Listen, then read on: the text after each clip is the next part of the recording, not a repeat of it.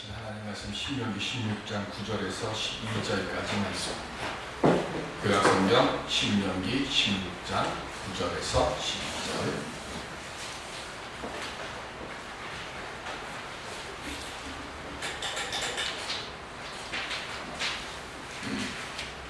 일곱 줄에 셀지니 곡식에 낫을 되는 첫날부터 일곱 줄을 세워 내 하나님 여호와 앞에 칠칠절을 지키되 내 하나님 여호와께서 내게 복을 주시며 내 힘을 위하여 자원하는 이름을 이루고 너와 내 자녀와 노비와 내 성중에 있는 레위인과 및 너희 중에 있는 객과 고아와 과부가 함께 내 하나님 여호와께서 자기의 이름을 두시려고 택하신 곳에서 내 하나님 여호와 앞에서 즐거워할지니라. 너는 애국에서 종되었던 것을 기억하고 이 규례를 지켜 행할지니라. 아멘. 주님과 함께 새로운 후반전을 시작하십시다. 우리 옆에 분들과 함께 인사하십시다. 승리할 것입니다.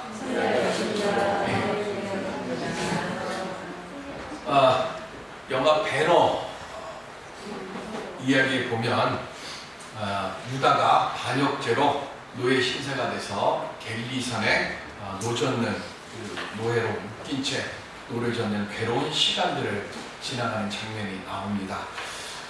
하루도 아니 잠시도 쉼을 주지 못하고 계속해서 노를 저으면서 조금 힘이 떨어져서 조금 천천히 저으려고 뒤에서 여지없이 채찍이 날아와서 그 채찍을 맞는 고통 속에서 시달리는 그 장면이 나와요.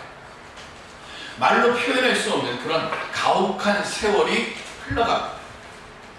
우리 삶도 어찌 보면 직장이든 때로는 내 가정이 되었든 쇠사슬에 묶인 채 숙명의 채찍을 맞으면서 노를 젓는 노예 같다고 느끼면서 살아가는 사람들이 참 많습니다.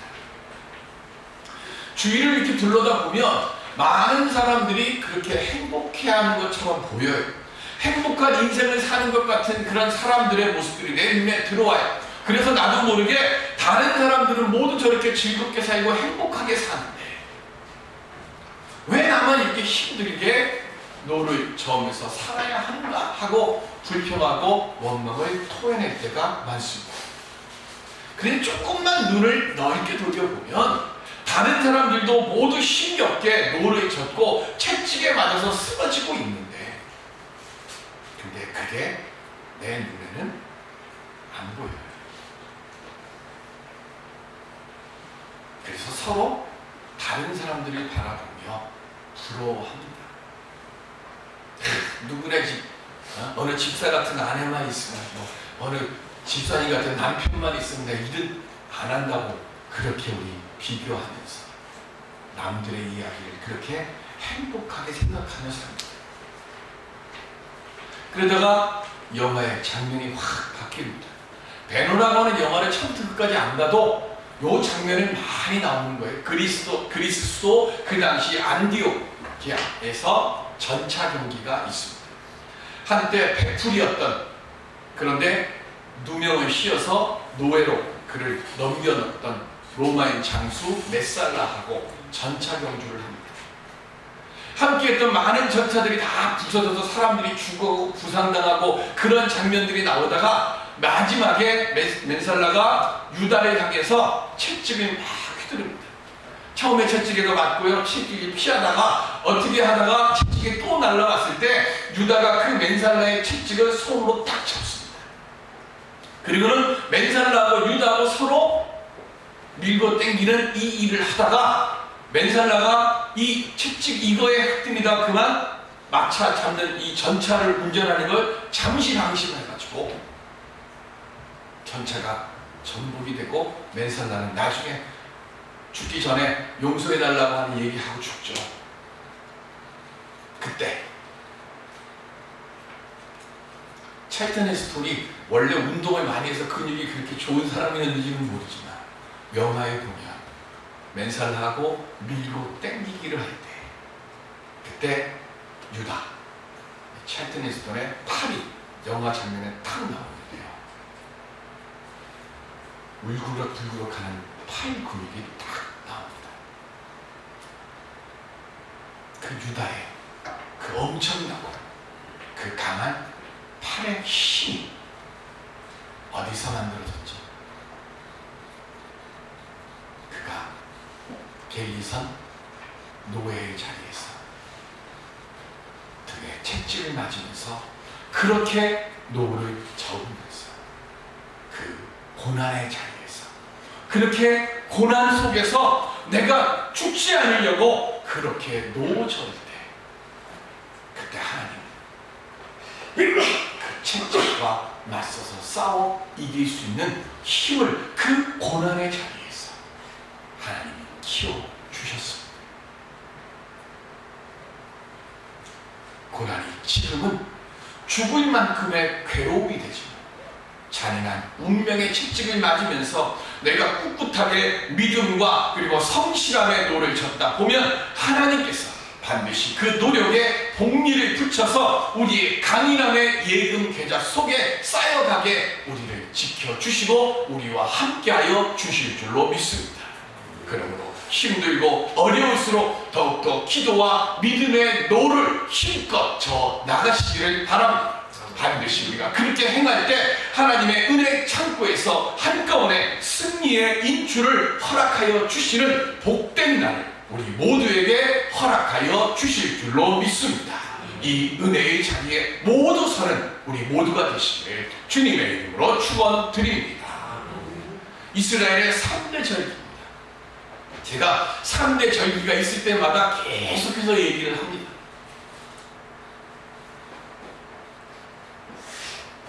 이 정도는 우리가 알고 있어야 돼요. 첫 번째 3대 절기 무교절이죠. 6월절이라고도 합니다. 두 번째는 칠실절, 맥추절, 다른 말로 오순절이라고도 합니다. 세 번째는 초막절 또는 장막절, 수장절이라고 합니다. 오늘 성경에 있는 그대로 하면 무교절, 칠칠절, 초막절, 이게 이스라엘의 3대 절기예요.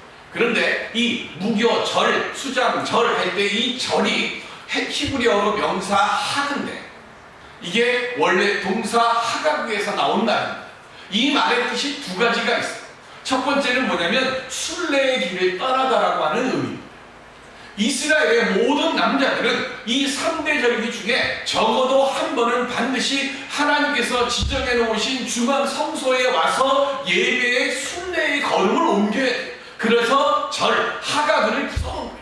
하그를 써놓은 겁니다. 하나님 앞에 나와 순례의 길을 행해서 내 믿음을 지키기 위해서 하나님 앞에 나와서 그 얼굴을 보이고 하나님 앞에 그 마음과 감사를 표하라. 이래서 첫 번째. 두 번째가 춤을 추다는 뜻입니다.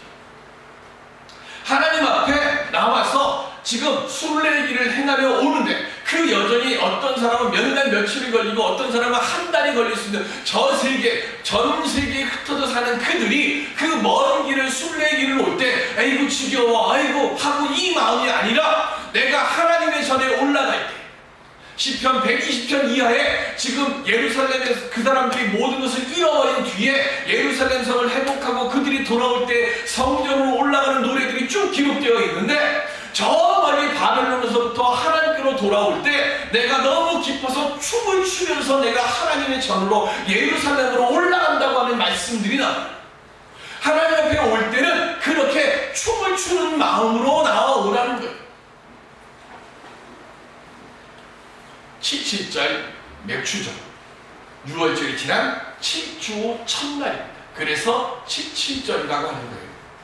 가나안 땅에 들어가면 이 칠칠절에 맥추, 즉 보리를 수확할 것이니까 아직 가나안 땅 안 들어갔어요. 가나안 땅에 들어가면 그 칠칠절에 너희들이 보리로 내게 감사를 표하라 하고 말씀을 지정하신 날이 그래서 칠칠절, 맥추절. 그런데 어떤 모습으로 와서 하나님께 맥추의 절기를 지키라고 했습니다. 오늘 본문 12절에 보시면 너는 애굽에서 종되었던 것을 기억하고 이렇게 되어 있어요. 애굽에서 430년 동안 종생활했어요. 그거 기억하고 그거 알라는 것. 종으로서 자유가 없었고 내 뜻대로 하지 못하던 그 생활에서 이제는 내가 내 삶의 주인이 됐어요. 누군가가 시켰던 일만 했던 내가 하고 싶은 일 못했어요. 그런데 이제는 내가 하고 싶은 일을 할 수 있게 됐어요. 그것에 대해서 감사하라는 거예요. 노예 생활에 힘들었던 과거의 눈물과 이제 현재의 기쁨, 그거를 비교하면서 하나님께서 내게 주신 은혜에 대한 감사를 드리라는 거예요. 이스라엘 사람들은 노예 생활을 했던 경험을 알고 있어요. 광야 40년 동안 유린했던 그 어려웠던 생활을 알아요. 그때 하나님께서 돌봐주셨던 그거 경험했어요. 그런데 가나안 땅 들어가고 나서 그 기뻤던, 감격했던 것을 하나씩 잊어버리기 시작합니다. 아주 힘들 때, 아주 어려울 때, 나 이것만 도와주면 내가 이 은혜 평생 잊지 않을게. 저희 세대에는 많은 분들이 그런 일들이 있죠. 제 초등학교 동창도 저희 때만 해도 초등학교까지 국민학교만 다녔으니까 중학교는 의무교육이 아니에요. 제일 큰 애가 딸이 있어요. 그 친구가 중학교를 못 갑니다. 그리고 밑에 애가 남동생이에요. 그 애 중학교, 고등학교, 대학 보낸다고 국민학교 졸업하자마자 공장 들어가서 일합니다.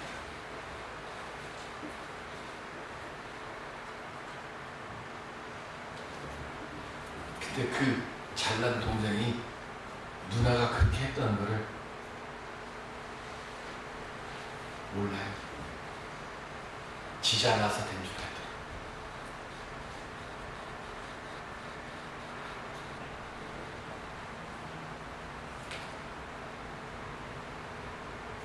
예수 그리스도를 통해서 하나님의 자녀가 우리 모두 다 됐습니다.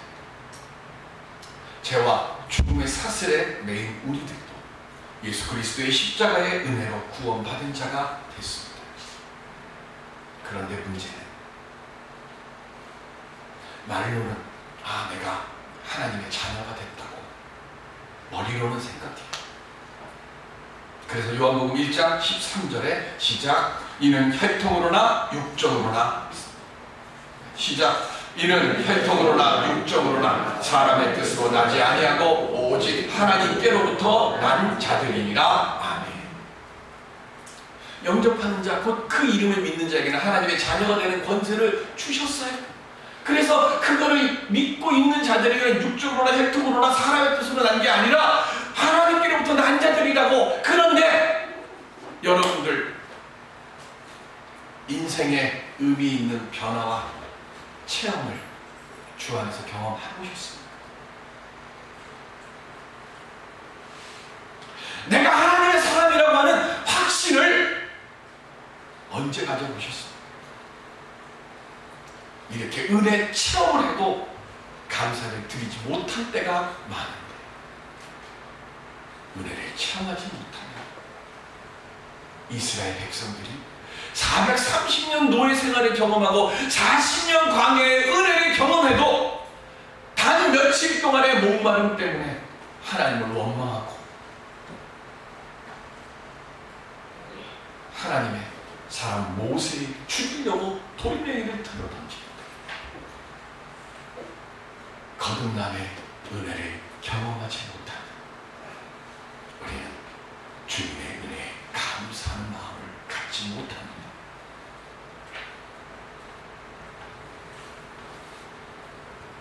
이 시간 내가 하나님의 은혜 안에서 거듭난 사람, 그리고 내 삶이 이제 종에서 하나님의 백성으로, 죄의 종에서 하나님의 자녀로 신분 상승되었다는 그 사실을 경험하고 깨닫고 확신하고, 그래서 감사로 내 입술로 하나님 앞에 고백할 수 있는 믿음 얻는 우리 모두가 되시기를 주님의 이름으로 간절히 기원 드립니다.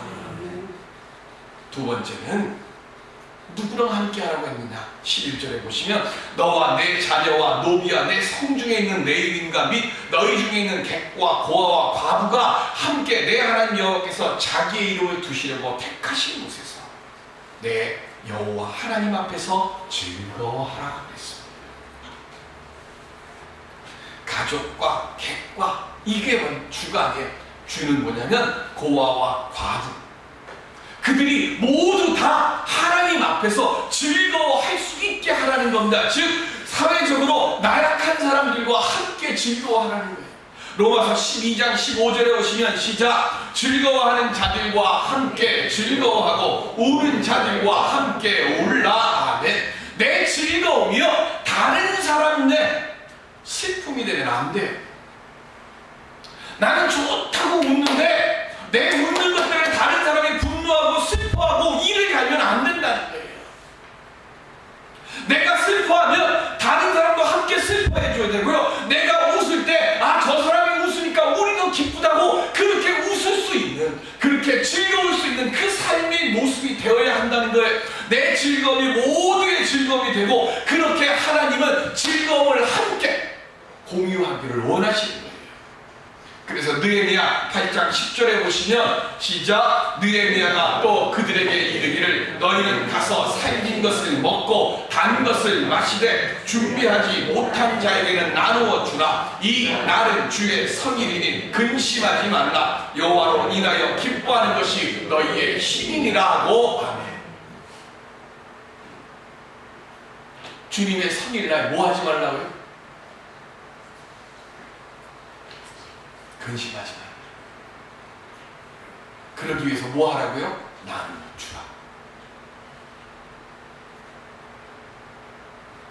이 날은 우리가 감사의 마음으로 나온 이 날, 맥주 감사절이든 주일 예배를 드리는 주일이든 뭐 하라고요? 하나님 앞에 서는 날은 기뻐할 때라는 거예요.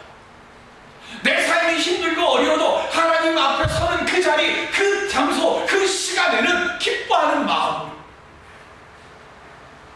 내가 그렇게 기뻐할 때, 예배드리는 이곳에 우리 모두가 함께 기뻐할 때, 그때 최고의 능력의 역사로 하나님께서 우리의 삶 속에서 임재하여 주신다고 지금 말씀하고 계세요.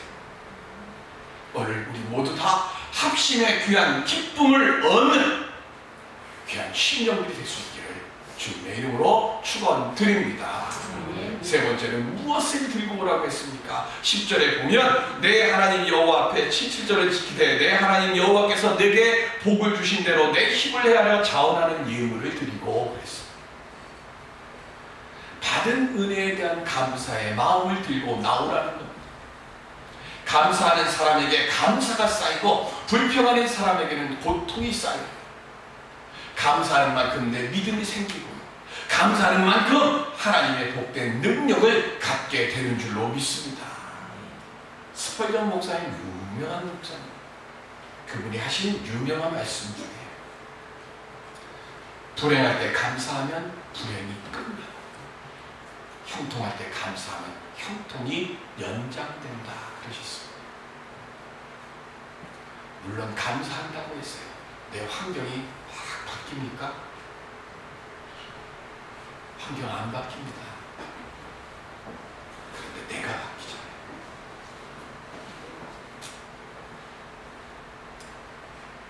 왜 내가 바뀌는 게 중요할까요? 복은 내 노력으로 얻어지는 게 아니라 하나님에서부터 오는 것이기 때문에 그렇습니다. 복은 하나님께서 주시는 거예요. 고린도후서 9장 6절로 7절 시작. 이것이 곧 적게 심는 자는 적게 거두고 많이 심는 자는 많이 거둔다는 말이로다. 각각 그 마음에 정한 대로 할 것이요 인색함으로나 억지로 하지 말지니 하나님은 즐겨내는 자를 사랑하시느니라. 아멘. 마음은 있으나 물질이 없으면 드리고 싶어도 못 드려요. 반대로 물질은 있는데 마음이 없으면 드릴 마음이 없으니까 드리지를 못해요. 우리 예배를 드리는 만남의 교우 여러분들, 드릴 것도 충분하고 드릴 마음도 충만해져서 하나님께 허락하여 주실 그 은혜의 복을 온전히 받아 누리시는 귀한 심령들이 되시길 바랍니다. 아멘. 내게 주셨고 주실 것을 믿고 내가 자원하는 마음으로 하나님께 기쁨으로 드릴 때 그때 하나님께서 그 믿음을 보시고 그 삶을 복되게 인도하여 주실 줄로 믿습니다. 많은 사람들이 어렵고 힘들다고 합니다. 어떻게 해야 됩니까? 지난주에도 말씀드렸어요. 기도보다 더 중요한 것 없습니다. WCC 총회가 몇 년 전에 있었어요. 그때 전 세계에서 왔던 그분들이요, 한국 교회에 가서 꼭 보고 싶은 게 몇 개 있다고 했어요. 그게 뭐냐니까 어떻게 새벽기도 드리냐. 전 세계에서요 새벽기도, 수요기도, 금요기도 해가지고 일주일에 몇 번씩 매일같이 교회 와서 예배드리고 기도하는 나라는 대한민국밖에 없어요. 그 기도가 민족을 일으켰고 그 기도가 우리의 많은 문제들을 해결해 주었습니다. 그런데 지금 많은 사람들이 모이질 않습니다. 마음을 같이하여 기도하는 일이 사라졌습니다.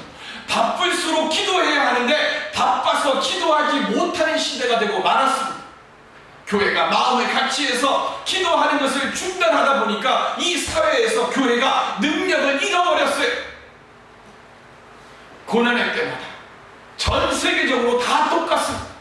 고난의 때마다 대부흥의 역사가 다 일어났어요.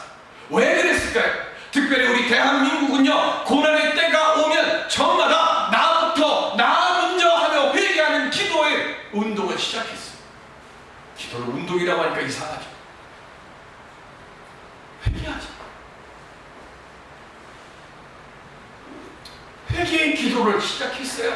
1907년, 1908년 나라가 멸망에 내려갈 때 그때 정말로 이 나라를 우리가 살릴 수 있는 길이 무엇일까? 우리가 바로 서지 못해서 그래요. 그래서 회개했어요. 회개했더니 교회가 회개 기도하는 사람들이 모여들었죠. 그 기도를 통해 10배의 부흥이 일어났어요. 욕망과 부정 속에 있는 이 세상 속에서 로마서 12장 1절에 보시면 뭐라 그랬어요? 이 세대를 본받지 말고, 이 세대는 걱정과 근심과 욕망과 어리석음 속에 살아 그곳에 물리지 말고 하나님의 뜻을 쫓는 성도들의 기도가 모일 때 그때에 이 땅을 부흥케 하시고 우리의 삶을 부흥케 하여 주실 줄로 믿습니다. 아멘. 장미꽃이요, 하루는 하나님께 찾아가서 불평을 합니다. 하나님, 왜 가시를 주셔서 저를 이렇게 힘들게 합니까?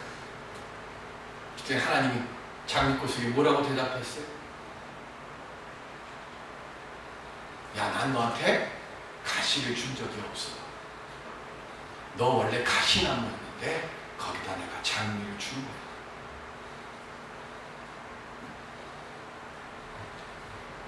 어떤 사람은 가시 때문에 괴로워하지.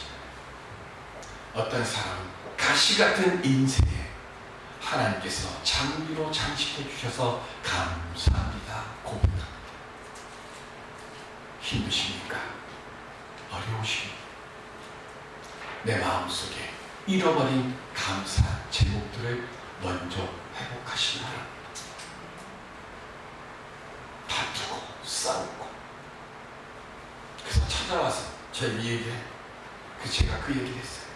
하루에 한 가지씩만 칭찬하고. 그랬더니 하는 얘기가, 목사님 칭찬할 게 있어야 칭찬하죠.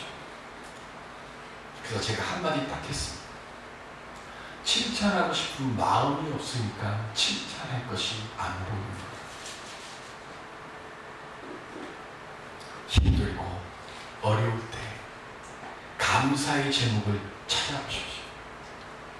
감사의 장미가 분명 내 눈에 보일 것이요. 그때 가시 때문에 지쳐 쓰러지는 우리들에게 하나님께서 일어서라고 용기 내라고 보내주시는 그 은혜의 장미, 그 향기로 우리의 삶의 고난의 자리에서 일어설 수 있는 힘과 용기를 얻게 되어질 줄로 믿습니다. 합심하여 감사를 만드는 기도와 예배의 사람들이 되었어요. 그때 그곳에서 우리 삶을 고통에서 감사의 승리자로 세워주시는 하나님의 복된 손에 이끌림 받는 우리 모두가 되시기를 주님의 이름으로 축원드립니다. 기도하겠습니다.